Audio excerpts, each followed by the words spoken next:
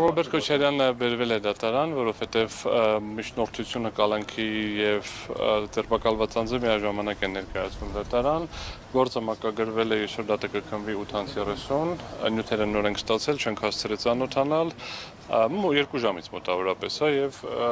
նիստից հետո ավելի մանրամասն ձեր դետալներ կներկայացնեմ, այս պահին նյութերի միացանոթանալ մի վարքան Սարգիս Դադոյան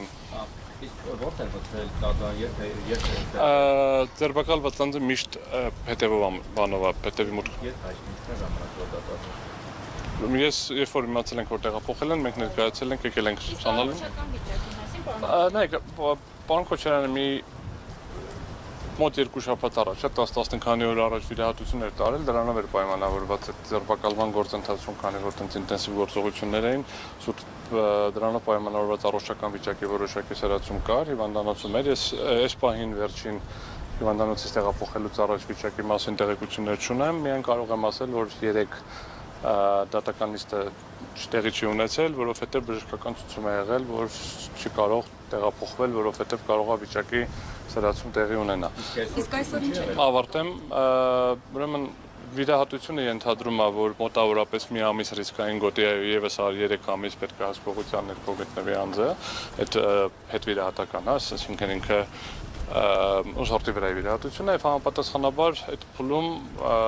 պետք է գտնվի վիրահատության ներքո ընդհանուր առմամբ եւ այսօր հիվանդանոցից տեղափոխելուց առաջ ինչ ա եղել, ինչ եղել, դետալներ չեմ տիրապետում, հիմա կճշտենք, երբ որ նյութերը նայենք։ Այդ եթե ուղարկում են դատարան, ուրեմն բժշկի ցուցում։ Ենթադրվում է, որ առողջական վիճակը բավարարել է, որպեսզի տեղափոխվի։ Այսինքն այդ տեսակետը, որ հնարավոր է այսօր դատական նիստը չկայանա կամ հետաձգվի հենց առողջական վիճակի մասով, չի, այդպես չի լինելու։ Նու այս պահի դրությամբ ես չեմ կարող գուշակել հիմա տարբեր պատճառներ կարող են լինել, չէ, հիմա ուզում եմ ասեմ, հիմա ունենք նյութերին կծանոթանանք, դատական նիստը կլինի, հիմա եթե առողջական վիճակը լավ չլինի կքննարկենք, եթե Նայեք, առողջական վիճակի խնդիր կունենանք, կդիտարկենք, խնդիր չեմ կունենա, չեմ կարող ասել, եթե ես հիվանդանոցից չեմ եկել եւ ինչ մեքենայով են տեղափոխել, չեմ կարող ասել։ Ընթացք է սա 20-30 այո։ Վերջին հարցն պատասխանը տպավորությունը, որ այսինքն ամեն գնով ուզում է հակակոռուպցիոն կոմիտեն տանել կալանքի երկրորդ նախագահը, որտեղ 3 ոնց հասկացան 2 անգամ ինքնորոշություն է ներկայացնել կառավարման։ Չէ, տպավորությունը չեմ կարող հերքել, այսինքն տպավորություն չի, ցանկանում են ամեն գնով տանել կալանքի, երբ որ ձերբակալման այդ 24-ժամյա ռեժիմն է հենց այդ կալանավորման նպատակով են ձերբակալում դատարան ներկայացնելու համար։ Թե հիմա ամեն գնովա, ոչ ամեն գնովա կդժվարանամ ասեմ, 3-24-ժամյա ռեժիմով այդ ձերբակալության ժամկետը անցավ, համապատասխանաբար հնարավոր չէր, դրանից հետո նոր ձերբակալության որոշում են ընդունել, այստեղ հիմա շատ չդետալացնեմ, դրա մասին որոշակի դիրքորոշում ունենք դրա օրինականության հետ կապված, դա դատական նիստով կանդրադառնանք եւ դրանից հետո ավելի մանրամասն կներկայացնեմ եւ դրանից հետո ոնց որ նորից ներկայացրել են դատարան, համապատասխանաբար։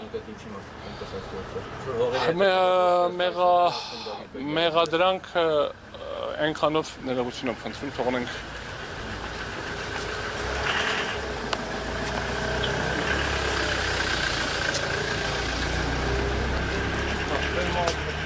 Եթերով էր գալիս, հիմա չէր կարող Նայեք, մեղադրանքի մասով շատ հակիրճ կասեմ, մնացածը արդեն դատական նիստից հետո ուղղակի որ հասցնենք, էլի զուտ։ Մեղադրանքը վերաբերվում է նրան, որ ինքը լինելով նախագահ կատարել է սահմանադրական պարտականությունը, այն է վավերացրել է կառավարության որոշումները, որովհետև Հայաստանի Հանրապետության Սահմանադրության 95/2005 թվականին գործած խմբագրությունը ենթադրում էր հետևյալ կառուցակարգը, որ Հայաստանի Հանրապետության կառավարության որոշումները ստորագրում է վարչապետը, որ որոշումները ընդունում են նախարարները, վարչապետը ստորագրում է վարչապետը եւ ավերացնում է նախագահան։ Ի տարբերություն օրենքների, որտեղ կար այն ժամանակ վետո իրավունք, հետ ուղարկելու, որևէ ընդհանրակարգ չվավերացնելու կառավարության որոշումները չկար եւ մեզ առնվազն հայտնի չի, սա ինչ եմ ասում, որովհետեւ ընտրություններից հետո այդ որ ԿՀ-ում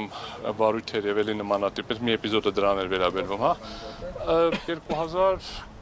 2000-ական մինչև 2005 թվականին է վերաբերում, էլի, այսինքն այդ անշարժ գույքերը հիմա սովորական կառավարության որոշումների մասին է, ավելի մանրամասն կասեմ ձեզ դատական նիստից հետո ուղղակի զուտ ֆիզիկապես հասցնելու առումով խնդիրը հետևյալն է, այսինքն ինչ որ տարբեր հողերի մասին է խոսքը գնում, որոնք վաճառվել են ինչ որ ընկերությունների, որտեղ ուղղակի տեքստում Պարոն Քոչարյանը դրանց մեծ մասին ընդհանրապես տեղյակ չէր, այսինքն չի իմանում ինչա, հիմա պետք է մենք նայենք հասկանանք ինչ նյութերը ինչա ոնց է։ Մի մասը ինչ որ մարդկանց հետ վերջնական, ասենք մի քանի վաճառքից հետո մարդկանց է պատկանում, ովքեր ինչ որ առնչություն ունեն Ռոբերտ Քոչարյանին, բայց ուղղակի իրեն պատկանելու կամ ինչ որ անձնական շահագրգռվածության հիմքերը չենք տեսնում։ Դրա մեջ է մտնում նաև հողերից մեկը Պլեսիցի ինքն էլ ժամանակ եղել է պաշտպանության նախարար, Անդրանիկ Մարգարյանը եղել է վարչապետ, Էլմեղով կար Երևանի քաղաքապետներ ոնց որ այն ժամանակ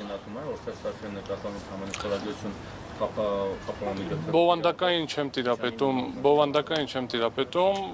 ընդհանրապես այս գործին բացասական է վերաբերվում դրա գոյությանը։ Եվ Սերժ Սարգսյանի մասով եւ Ռոբերտ Քոչարյանի մասով, առավել եւս Շրջանկայի շտակ Անդրանիկ Մարգարյանի մասով։ Էլի, այսինքն այս արդեն